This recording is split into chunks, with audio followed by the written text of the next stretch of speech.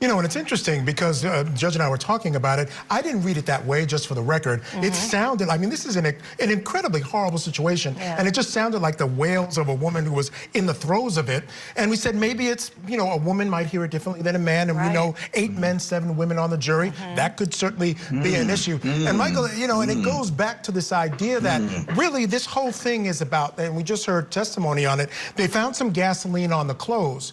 But when you live on a farm, when you live on that kind of property, you're constantly working with different things. He was actually apparently fixing something earlier in the day that involved oil and some kind of kerosene. Then there was some, you know, gas, that type of vehicles on the property.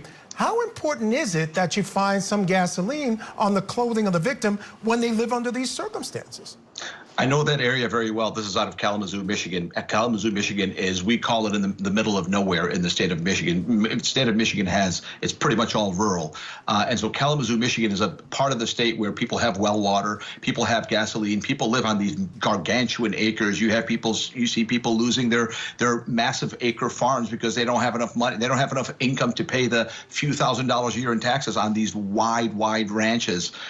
So it's not uncommon out there. All the people that are on that jury are from Kalamazoo, Michigan. They understand these facts better than most people. I live in Detroit, so nobody has gasoline in their house. But in Kalamazoo, Michigan, they do have it. It's a good insight by you, Michael.